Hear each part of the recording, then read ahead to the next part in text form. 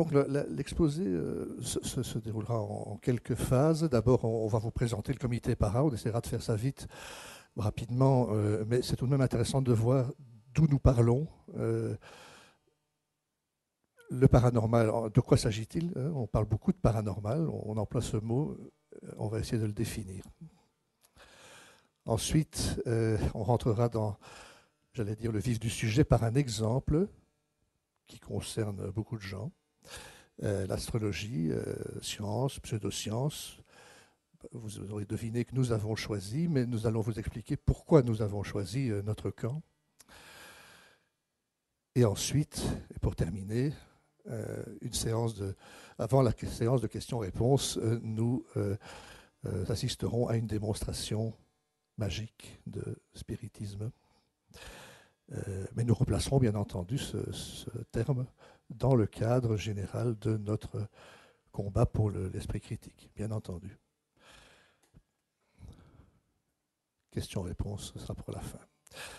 Alors, présentation du comité para, oui, en fait, il y a une histoire, le comité para a une histoire, et d'abord, nous parlons du comité para, en fait, c'est un pseudonyme que nous n'avons en réalité pas vraiment choisi, ce sont éventuellement même nos adversaires qui, à l'époque, nous ont appelés comme cela, mais en réalité, le comité para, comme vous le voyez, comme vous pouvez le lire, c'est le comité belge pour l'investigation scientifique des phénomènes réputés paranormaux, c'est-à-dire un énorme nom, ASBL, fondé en 1949. Et à ce titre-là, la SBL est vraiment le premier comité au monde à s'être réuni pour lutter donc pour l'esprit critique. Mais vous verrez dans quelques secondes donc, dans quel cadre ça s'est passé.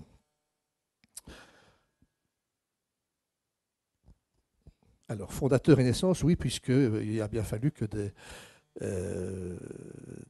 hommes, en l'occurrence c'était des hommes, donc, et, tout à fait à l'époque, il n'y avait apparemment pas de femmes qui se sont jointes au comité, pas dans un premier temps, mais c'est dans les années 30-40 qu'un professeur d'université de Gand, c'est-à-dire Dr Bessemans, qui est devenu ensuite d'ailleurs recteur de cette université, entrepris de démonter sous forme d'analyse clinique le danger et le peu de sérieux qu'il y avait, donc des prétentions des radiesthésistes guérisseurs qui sévissaient à l'époque, donc déjà avant la guerre. Alors il fut vite rejoint dans cette entreprise par un autre médecin, le docteur Rougardi, qui était inspecteur au ministère de la Santé. Et c'est après la guerre de 40 que le baron Lévy, qui est décédé il y a quelques années, je n'ai plus en tête l'année de son décès, peu importe, il est malheureusement décédé, statisticien de son État.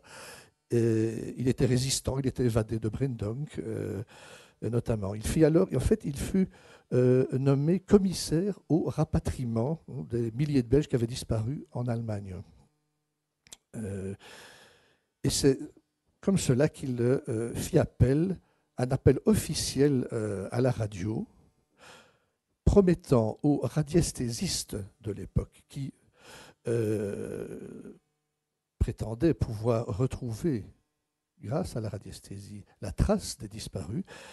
Il a donc lancé un défi à ces radiesthésistes, je dirais, à qui réussirait à trouver véritablement, en dehors de tous les effets du hasard, bien entendu, retrouver donc un disparu grâce à cette méthode qu'on pourra appeler paranormale. Et on peut constater qu'aucun des utilisateurs de pendules ou de baguettes n'a réussi à l'époque. Alors, ces personnes-là, ce petit comité, cet embryon de comité, furent peu à peu rejoints par d'autres scientifiques, par des humanistes qui étaient écœurés par des divagations diverses de l'irrationnel. Et ils ont décidé, donc en 1949, d'officialiser le combat.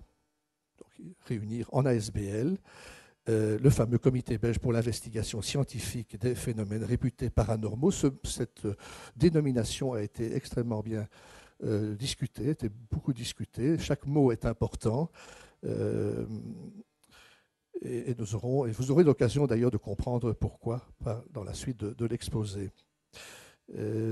Et le but de cette ASBL, puisque chaque association a bien entendu un but social, c'est donc d'étudier toutes ces pratiques pseudo-scientifiques, paranormales, quel que soit le nom qu'on leur donne, toutes ces pratiques qui sortent des connaissances, je dirais, acquises par la science, de les soumettre, donc les examiner, les soumettre à un contrôle le plus objectif possible et de publier le résultat de ces recherches.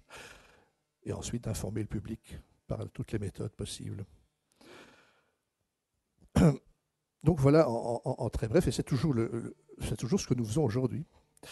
Alors que dans le monde, j'aurai l'occasion de revenir dessus un instant, nous ne sommes plus seuls depuis très longtemps. Il y a un groupement sceptique, comme nous nous appelons, sceptique scientifique bien entendu, dans tous les pays d'Europe, dans tous les pays du monde d'ailleurs.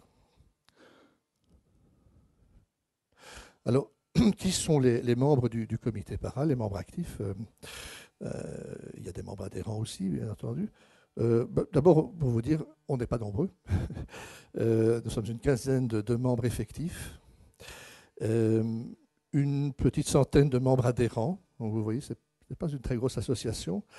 Mais voilà, nous estimons effectivement faire œuvre utile, faire œuvre de salubrité publique, et comme vous d'ailleurs à l'Observatoire de la santé, dans un tout autre domaine évidemment. Alors, qui sont ces membres? Eh bien, je vais les citer parce que je vais en oublier. Il y a des médecins, des astronomes, des kinésistes, des calculateurs, bibliothécaires, ingénieurs, psychiatres, officiers, éditeurs, climatologues, avocats, professeurs, managers, illusionnistes, scientifiques, ou alors ce qu'on appelle, et c'est probablement la plus grande part, un autodidacte en sciences. Un autodidacte en sciences, c'est quelqu'un qui s'intéresse tout simplement à la science, qui de temps en temps regarde une émission scientifique, qui s'y intéresse, qui va éventuellement lire une revue périodique à propos des sciences, scientifiques, enfin vous connaissez tous ces mots, tous ces noms. Voilà. Donc les autodidactes en sciences, bien sûr, sont les bienvenus au comité para.